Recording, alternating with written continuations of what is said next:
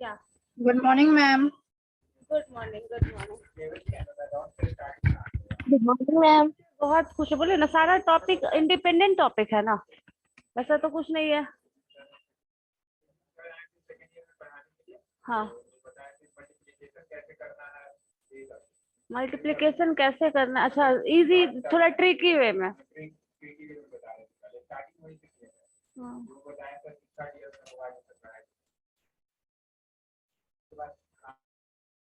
Prashant projector on कर दीजिए, क्योंकि हेडफोन है, बोर्ड पे पढ़ाने में नहीं बनेगा।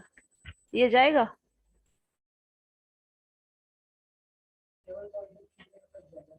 वही ना।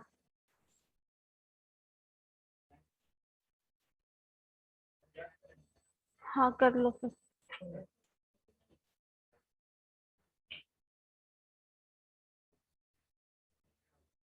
विजिबल है?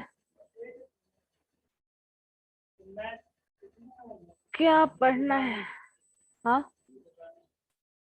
ब्लूटूथ वाला पता नहीं, फिर भी चाहिए तो स्पीकर नहीं होगा ना इसमें, कहाँ से हो। चलो ठीक है, मल्टीप्लिकेशन ये सब था, प्रॉफिट लॉस टॉपिक है, प्रोबेबिलिटी है, स्टैटिस्टिक, परमुटेशन कॉम्बिनेशन पढ़े हो? बन जाएगा उससे क्वेश्चन।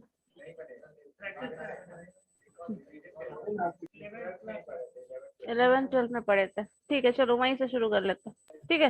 यस मैम, पढ़े थे। पढ़े थे? शुक्र है, कुछ तो बोले तुम लोग कि पढ़े थे। यस मैम, ये सब पढ़े थे। नहीं,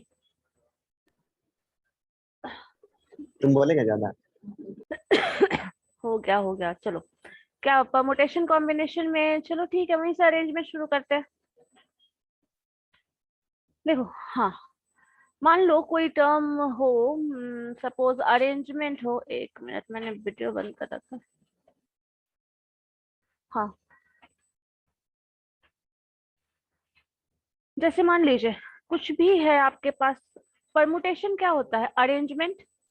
अब arrangement of terms, objects, items, कुछ भी हो सकता है। अरेंजमेंट ऑफ स्टूडेंट्स भी हो सकता है, अरेंजमेंट ऑफ नंबर्स भी हो सकता है, अरेंजमेंट ऑफ अल्फाबेट भी हो सकता है। तो जो भी टर्म है हम उसका अरेंजमेंट कर रहे हैं, ठीक है। परमुटेशन वर्ड मतलब अरेंजमेंट। अब देखो, मान लो आपके पास n टर्म्स है, n आइटम्स है, n ऑब्जेक्ट है, ठीक है, कैपिटल N ऑब्जेक्ट्स है। तो आप इसको कितने वे में अरेंज कर सकते हैं, यही परमुटेशन बताता है, ठीक है। जैसे मान लो इसमें इस तरह से एग्जांपल ले सकते हैं, जैसे क्लास में अभी आप लोग एंटर किए थे, कोई फर्स्ट स्टूडेंट क्लास में एंटर कर रहा है। अब उसके पास कितना प्लेस है सीट बैठने के लिए? जितना टोटल क्लास में सीट है, टोटल का टोटल है, मान लो 30 क्लास में सीट्स है, 30 प्लेसेस है। उस 30 प्लेसेस में से जो भी first student, first candidate class में एंटर करेगा, उसके पास कितने ऑप्शन है बैठने के लिए? उस 30 में, पूरे 30 में से वो पूरे 30 में बैठ सकता है। Yes ma'am. किसी एक पे ही बैठेगा, लेकिन उस पूरे 30 में से जहां चाह सकता है वहां वो बैठ सकता है। अब उसके पास कितना ऑप्शन है? 30 ऑप्शन। और वो 30 ऑप्शन में अगर बैठेगा तो 30 तरीके से बैठ सकता है। बैठेगा किसी एक पे ही, लेकिन उसका मन होगा तो इस पे बैठेगा, फिर दूसरे पे, फिर थर्ड पे, फिर फोर्थ पे, ऐसे जाके 30 तरीके से वो बैठ सकता है।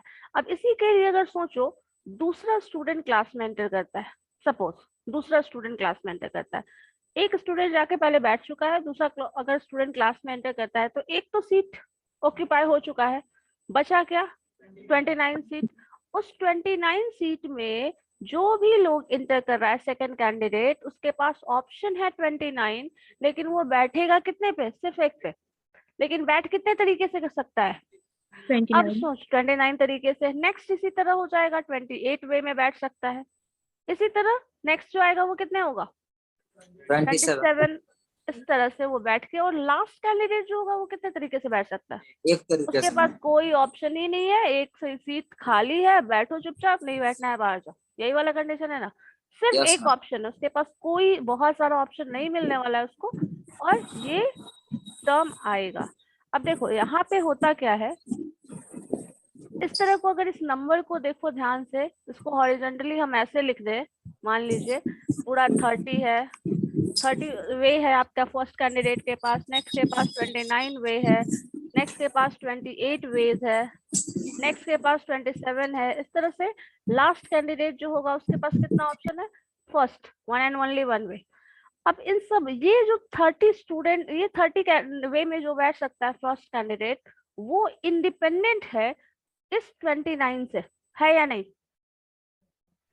है मैम। इसके पास Yes, इतना ma'am. तरीका है, इसके पास इतना तरीका है, इसके पास इतना तरीका है, सबके पास अलग अलग तरीका है और नंबर ज्यादा कम है। अब इन सबको हमें क्या करना है? एक जगह इंटरमिक्स करना है, क्योंकि क्लास में कितने स्टूडेंट्स कैसे क्या कर रहे हैं वो सारा एक जगह कंबाइन, एक पूरे ग्रुप का क्या करोगे आप? कंबाइन ही रिजल्ट निकालोगे ना, इंडिविजुअल रिजल्ट निकालने से तो कोई फायदा नहीं है। अब इसमें जब इंडिपेंडेंट, देखो एक टर्म आता है इंडिपेंडेंसी और डिपेंडेंसी।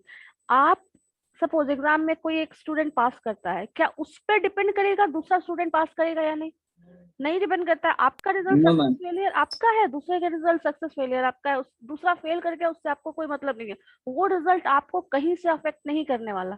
तो इसके पास ये जो 30 तरीका है, ये इसको कहीं ना कहीं कहीं भी अफेक्ट नहीं करने वाला, क्योंकि ये जो एक ऑक्यूपाई कर चुका है, जो रिमेनिंग है वो इसको अफेक्ट कर रहा है।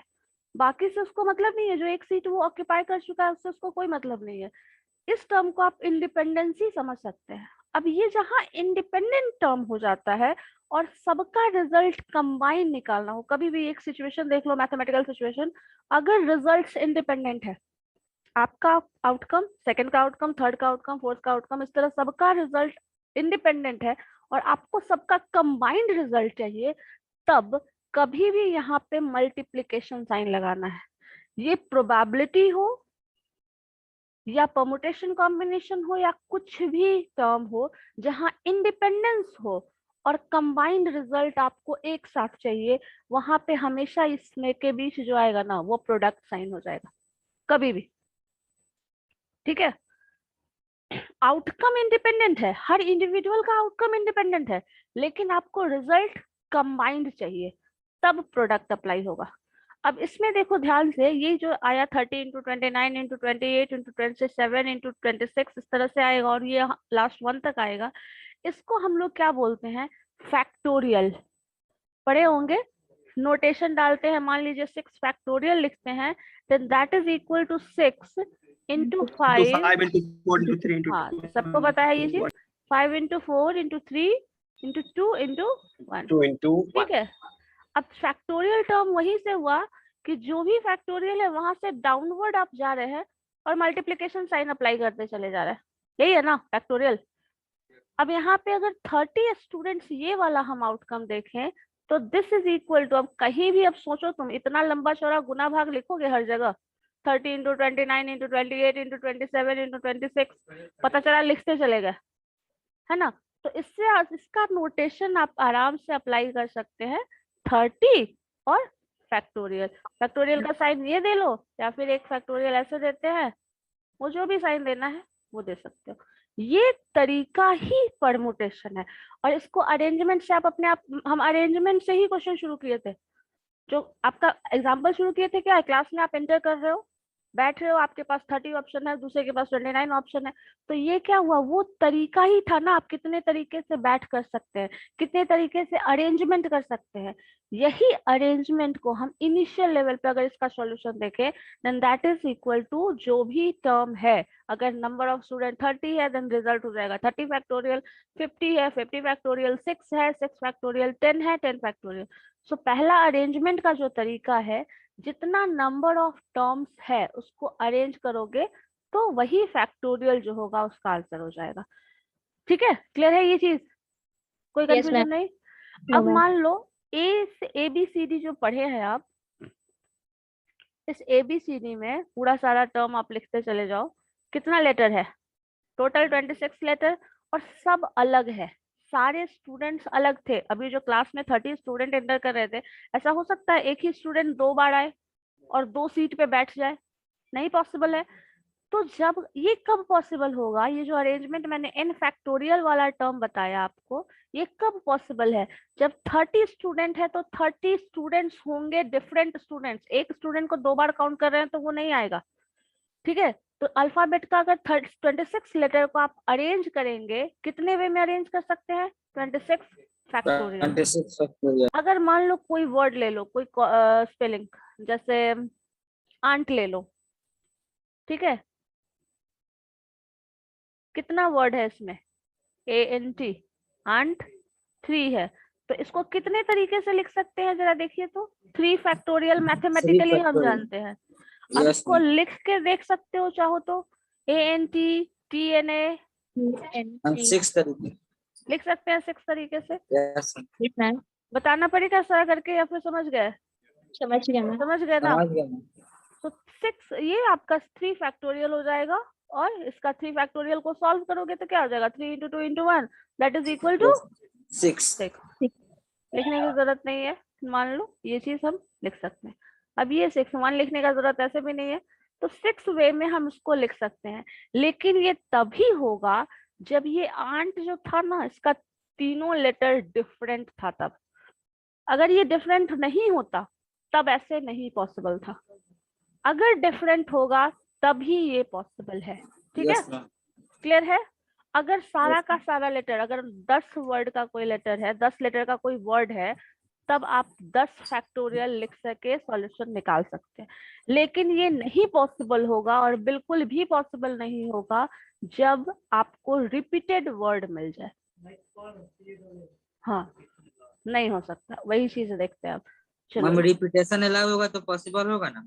रिपीटेशन अलाउ होगा, रिपीट एक ही चीज को रिपीट कर रहे हैं तब ना।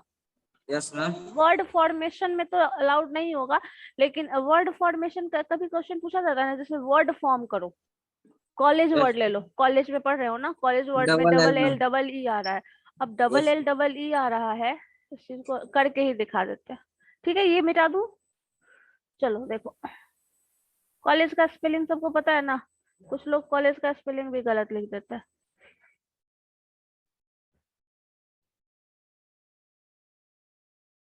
ओह, चलो, अब इसमें क्या क्या रिपीटेड है बताओ।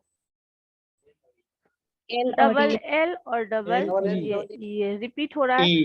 अगर कोई कहे हम सेम टर्म लिख रहे हैं, ध्यान से देखना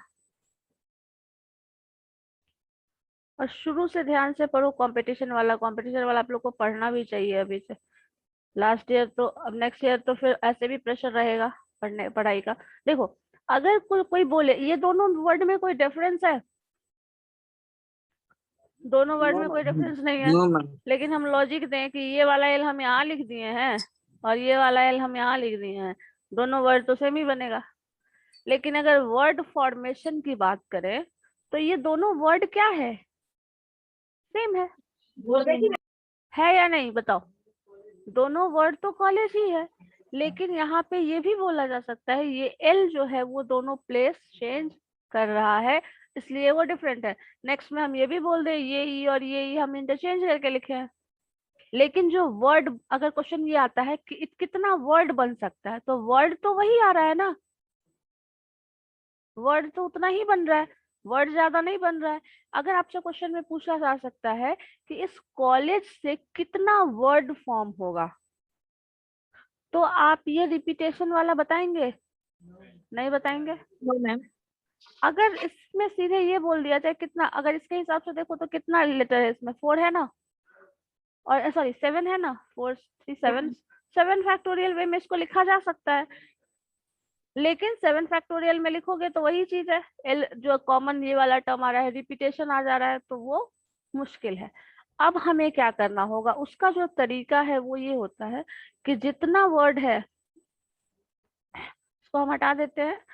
हाँ, अब क्या करना पड़ेगा इसमें हमें, जितना इसका सॉल्यूशन कैसे वर्ड फॉर्मेशन हो सकता है, जितना लेटर है पहले काउंट कर लो, 7 लेटर है, तो 7 फैक्टोरियल डिवाइडेड बाय जो रिपीटेड है वो कितनी बार रिपीट कर रहा है वो देखना पड़ेगा। सो एल यहाँ पे 2 बार रिपीट कर रहा है, सो यहाँ 2 फैक्टोरियल हो जाएगा। ठीक है, फॉर्मूला जो है वही कर देते हैं।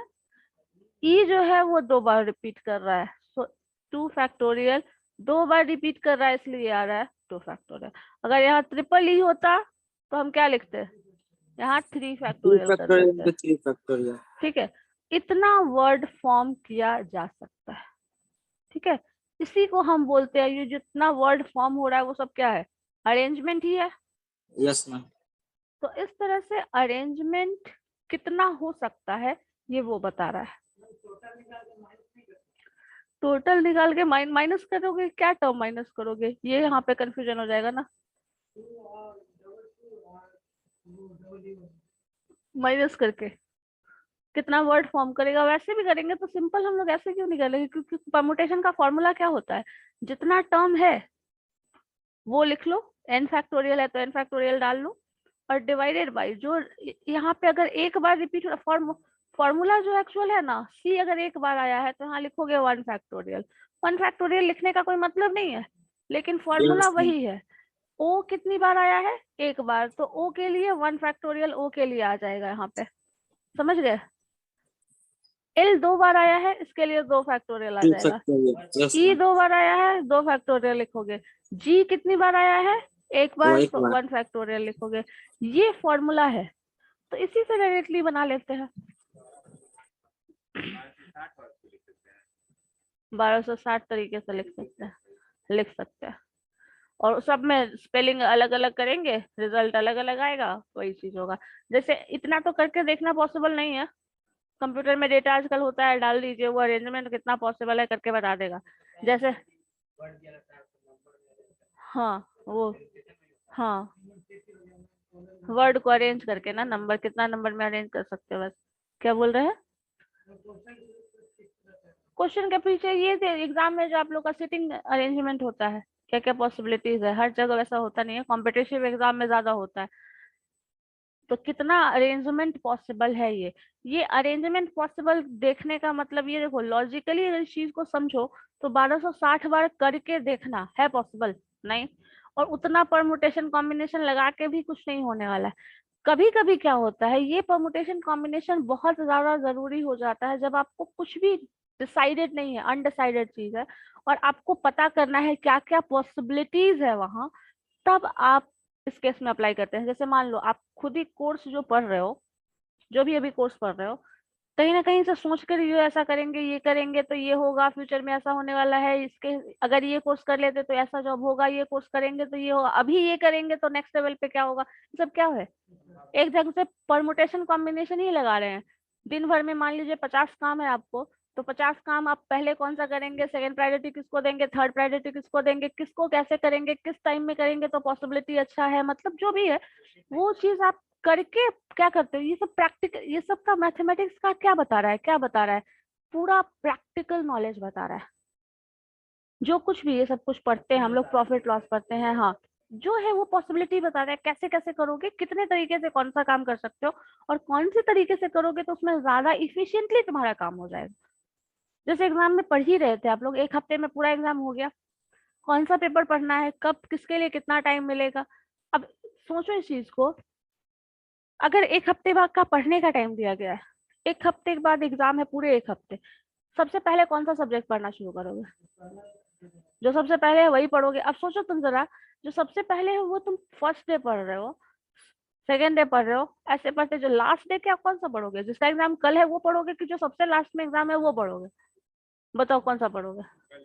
जिसका जिसका कल होगा एग्जाम एग्जाम। कल है। जो कल है वो पढ़ोगे। इस हिसाब से क्या होगा, जो फर्स्ट पेपर आप फर्स्ट डे देने वाले हैं वो तो बहुत अच्छा चल जाएगा, और लास्ट डे के लिए कुछ टाइम ही नहीं मिला, गया सारा पेपर, एक हफ्ते पहले से आप पढ़ना शुरू कर रहे हो। अगर इसी चीज को थोड़ा सोच के प्लान करके समझो, तो सबसे लास्ट वाला है वो अगर सबसे पहले पढ़ लेते हो, नियर अबाउट जैसे जैसे जा रहे हो, लेकिन उसमें भी आपको टाइम अरेंज करना, हाँ जो टाइम है उसको अरेंज करके पढ़ते हैं, तो उस अरेंजमेंट के बेसिस पे आपका सक्सेस का जो प्रोबेबिलिटी है दैट विल इंक्रीज, है या नहीं। तो ये सब क्या है, ये सब प्रैक्टिकल नॉलेज के लिए है कि आप कैसे कितने तरीके से क्या क्या काम करोगे तो कितना इफिशिएंटली होगा, उसका रिजल्ट आपको कैसे अफेक्ट करेगा, ये चीज बताता है। ये सब अरेंजमेंट ही है, सिटिंग अरेंजमेंट, ये सब जो हम लोग देखते हैं, कितने तरीके से बैठोगे, किसको कहाँ बैठा दिया जाए, कौन दोनों साथ में, मान लो क्लास में 30 स्टूडेंट है, आपको मन है कि आप हमेशा दोनों साथ में ही बैठो, तो क्या पॉसिबल, अब आप सपोज आप लास्ट में आए हो, ये लड़का फर्स्ट में आया है, वो वहां बैठ गया, वहां उसके आसपास कोई और बैठा हुआ है, आप उसको हटा के बैठने वाले हो, वो नहीं हटे, सपोज यहाँ तो हो जाएगा, यहाँ क्लास में हो जाएगा, लेकिन मान लीजिए कुछ ऐसे प्लेस पे है जहाँ क्या आप नहीं हो, सपोज थिएटर में जा रहे हो, सीट नहीं है। अब मूवी देखने का सीट आपका जहां दिया वही होगा ना। अब उसमें कॉम्बिनेशन कैसे बनाओगे? एक यहाँ फर्स्ट पे बैठा है, आप लास्ट में, आपको आपका सीट का बुकिंग लास्ट में हुआ। अब आप वहां जाकर तो बैठ नहीं सकते, है ना। तो कब कैसे क्या करेंगे, क्या पॉसिबिलिटी, वो सब चीज देखने के लिए ही प्रैक्टिकली सब करना होता है, तभी ये सब चीज पढ़ने की जरूरत पड़ी। नहीं तो ऐसा हाँ हटा के तो बैठ सकते। इंटरचेंज करके बैठ सकते हैं, लेकिन हर जगह इंटरचेंज करके पॉसिबल नहीं है ना। प्लेन के सीट पे भी जाके इंटरचेंज तो करके बैठ जाता है। अगर आप रिक्वेस्ट करेंगे दूसरे पैसेंजर से तो हो सकता है आपको वो मान जाए, लेकिन ये उस पर डिपेंड करता है, वो उस पर डिपेंड करेगा, सिर्फ आप पे डिपेंडेंट नहीं है वो।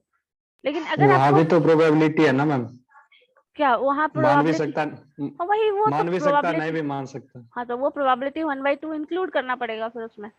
तो वो उस पर Yes, वो madam. अरेंजमेंट का क्वेश्चन नहीं हुआ, वो प्रोबेबिलिटी का क्वेश्चन हो गया। अभी तक जो था सिचुएशन वो अरेंजमेंट का है, और वो प्रोबेबिलिटी का हो गया। अगर मान लो ये, आप इसी पे सोचो कि हम दोनों का साथ बैठने की प्रोबेबिलिटी क्या है, तो उसमें अरेंजमेंट के बेसिस पे आप प्रोबेबिलिटी कैलकुलेट करेंगे। इसी क्वेश्चन में अगर पूछ दिया जाए, वो भी हम पढ़ेंगे, पहले एक बार सब मिक्स मत करो, अभी इतना रहने दो। ठीक है, ये चीज समझ आ गया? ठीक है।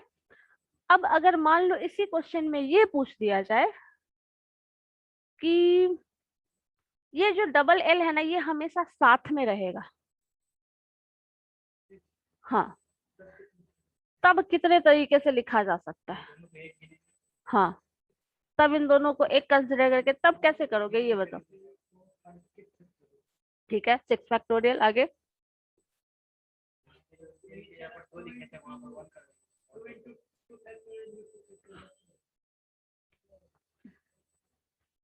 देखो, इस केस में क्या होता है, जहां रिपीटेशन कुछ कंडीशन डाल दिया जाए, तो पहले तो ये पूरा दोनों वर्ड, दोनों लेटर को आप एक कंसिडर करोगे, तो पहला लेटर ये हुआ, सेकंड ये हो गया, थर्ड ये हो गया, फोर्थ ये हो गया, फिफ्थ ये हो गया, सिक्स्थ ये हुआ, और सेवेंथ ये है। एक मिनट, ज्यादा हो गया क्या? 1 2 3 4 5 6। एक ई एक्स्ट्रा है मैम। अच्छा हाँ, एक एक्स्ट्रा है ना, वही तो, कहाँ से आ जाएगा ये? चलो ठीक है, 6 हो गया। सो आपके पास कितना है तरीका पहले लिखने का? 6 फैक्टोरियल इसके हिसाब से। उसके बाद ये 2 फैक्टोरियल इस रिपीटेशन वाले के लिए आ जाएगा, ये 2e जो है उसके लिए, तो कितना Yes. हो गया? 2 फैक्टोरियल डिवाइड करोगे। उसके बाद क्या है, जो ये 2l है वो हमेशा साथ में रहेगा, तो ये कब, इसके लिए क्या करना पड़ेगा?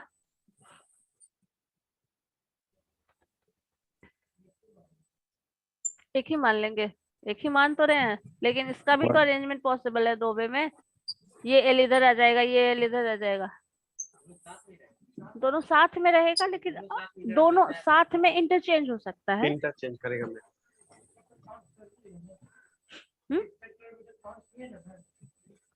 6 फैक्टोरियल में हम इन दोनों को साथ में रखना काउंट किए, इन दोनों एल को आपस में इंटरचेंज करने वाला काउंट नहीं किया ना, ये वाला, समझे? एक ही पड़ेगा, लेकिन इसमें यहाँ रिपीटेशन है, इसलिए रुको, इसका एग्जांपल दूसरे वर्ड से लो। सी इमेज ले लें, कॉलेज बहुत पसंद है आप लोगों को, इसको हम लोग ले लेते Yes, हैं। ma'am. चलो, स्पेलिंग क्या है? यही ना है, इतने दिन में तो स्पेलिंग याद होगा। चलो, कितने लेटर है? 6। तो 6 फैक्टोरियल, मैंने कह दिया एम और ए जो है ना साथ में रहेगा। 6 फैक्टोरियल, तो इसका आंसर है, सिंपल बात, खत्म हो गया, इसमें कोई रिपीटेशन है नहीं, तो 6 फैक्टोरियल वे में इसको आप लिख सकते हो। चलो, ये लिख लिया। अब इसमें कंडीशन डाल दिया गया है, ये एम और ए जो है वो हमेशा साथ में रहेगा, ये कब पॉसिबल है? मैम इसको 2 फैक्टोरियल से डिवाइड कर 2 फैक्टोरियल से डिवाइड कर दें? नहीं मैम, पहले 6 फैक्टोरियल 5 फैक्टोरियल होगा क्योंकि दोनों को एक माना गया है। हाँ, पहले तो ये 6 फैक्टोरियल सिंपल इसका सॉल्यूशन बोल रहे हैं। 6 फैक्टोरियल जो हम बोल रहे हैं ना, वो सिर्फ इस पूरे का सॉल्यूशन बोल रहे हैं, ये इतना होगा।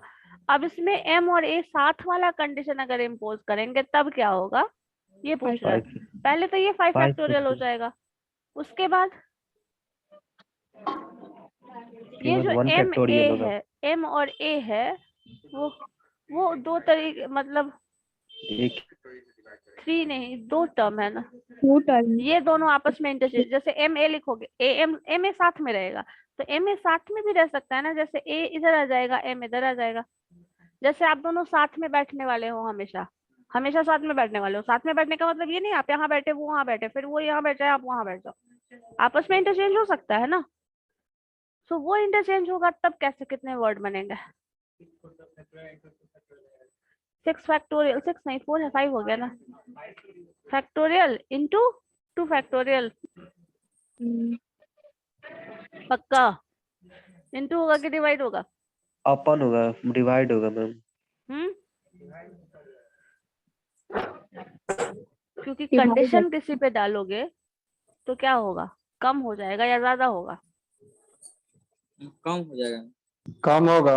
कम होगा मैम, डिवाइड जैसे होगा। देखो, सोचो, अभी फिर से वापस से क्वेश्चन पे चले जाओ। 30 स्टूडेंट्स है क्लास में, ठीक है, ये 36 वे में, ये 29 वे में ऐसे ऐसे बैठ रहा है, ठीक है, और उसमें से एक, ये दोनों हम साथ में ही बैठेंगे हमेशा, ये कंडीशन डाल दिया जाए, तब क्या होगा? रुको 1 मिनट, इससे बेटर एग्जांपल हम सिंपल वाला दे देते हैं कोई। अभी आंट एग्जांपल लिया था ना, चलो एक करके देख लो। मैम हाँ मैम मैम टोटल 6 वर्ड है तो मैम 6 फैक्टोरियल हो गया मैम। हाँ और आप कंडीशन दिए हैं कि m और a साथ में आएगा तो मैम तो 5 हो जाएगा और 2 से मल्टीप्लाई कर देंगे और माइनस कर देंगे मैम टोटल में तो हाँ, वैसे भी कर सकते हैं, माइनस भी कर सकते हैं। जैसे देखो, इसमें हम ये बोल दें कि ए और एन साथ में लिखना है, कैसे लिखोगे?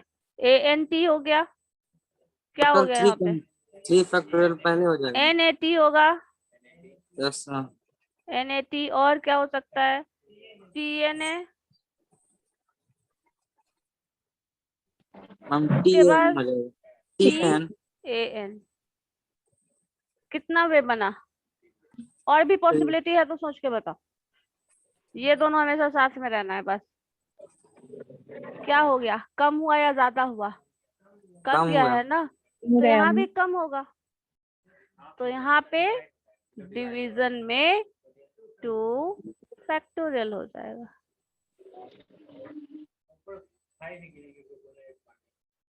हाँ, इस 5 इन दोनों को एक माने है ना, इन दोनों को एक लेटर कंसिडर कर रहा है, इसलिए ये हो जाएगा। ठीक है, मल्टीप्लाई भी कर सकते हैं।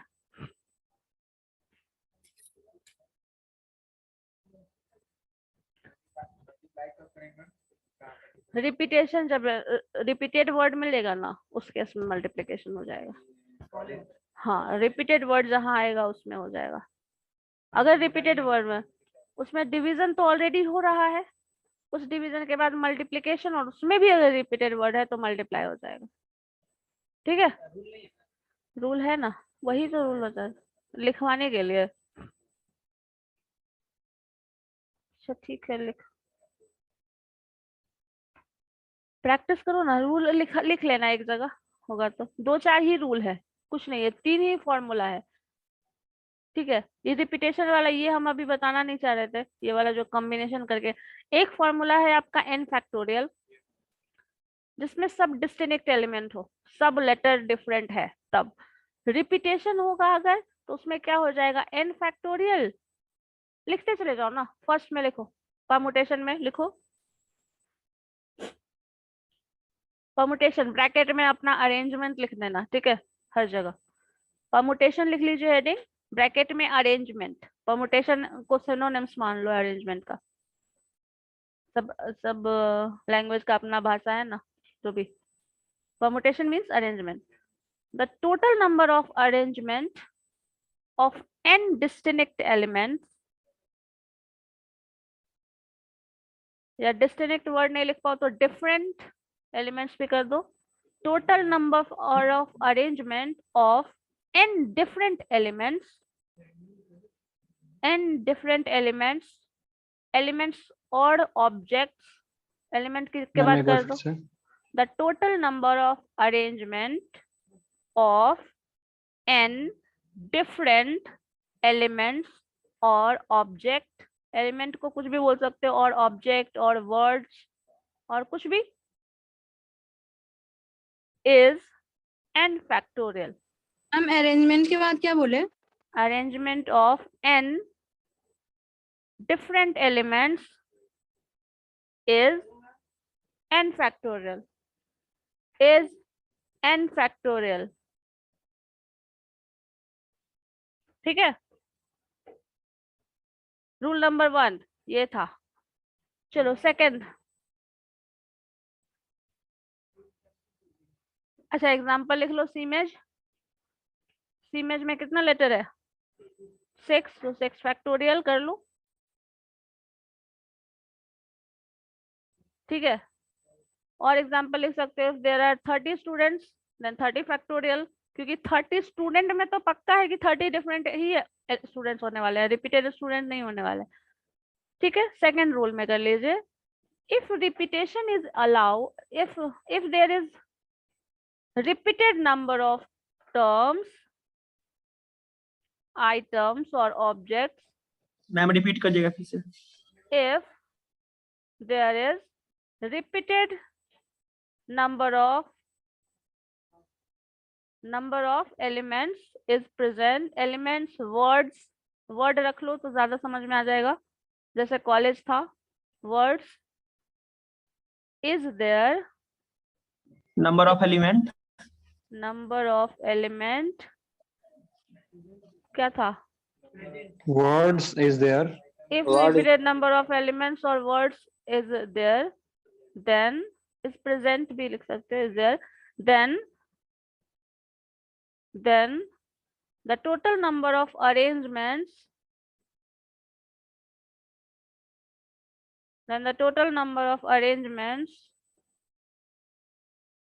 or word formation is n factorial divided by r1 factorial, r2 factorial, r3 factorial. ठीक है, इस तरह से जाएगा. where कर दो, where लिख लीजिए. where n is total number of letters या elements जो भी होगा. r1 is number of Repetition. repetition of first letter, number of repetition of first letter. r2 क्या हो जाएगा? number of repetition of second letter. r3 हो जाएगा number of repetition of third letter. इस तरह अगर और भी repetition है तो और भी ऐड होता जाएगा. Rn तक चला जाएगा मैम. हाँ r1 हाँ, 2 फैक्टोरियल r1 हो गया, r2 हो गया, r3 उसमें नहीं है तो r3 नहीं रहेगा. कभी कभी ऐसा भी हो सकता है, जैसे मैथमेटिक्स में लो 2-3 आपका रिपीटेशन मिल जाएगा. m रिपीट करेगा, t रिपीट कर रहा है ना, a भी रिपीट कर रहा है, नहीं, s i रिपीट कर रहा है. A क्या कर रहा है रिपीट मैम. कर रहा है? A रिपीट कर रहा करेगा. है मैम. हाँ, A करेगा. मैथमेटिक्स आ जाएगा ना, math और matic. मैम वही लेके करते हैं ना उसका एग्जांपल मैथमेटिक्स का. हाँ, तो रिपीटेड आएगा ना, इसलिए. तो यहाँ पे एग्जांपल में लिख लो मैथमेटिक्स का. कॉलेज लिख लो, मैथमेटिक्स लिखो, 2 लिख लो.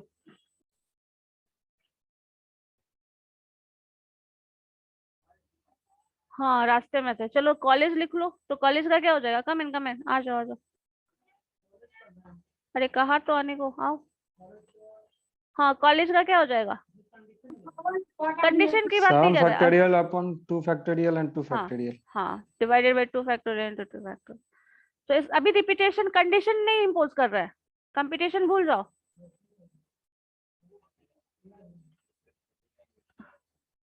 क्लास के बाद करना जो करना होगा. चलो 7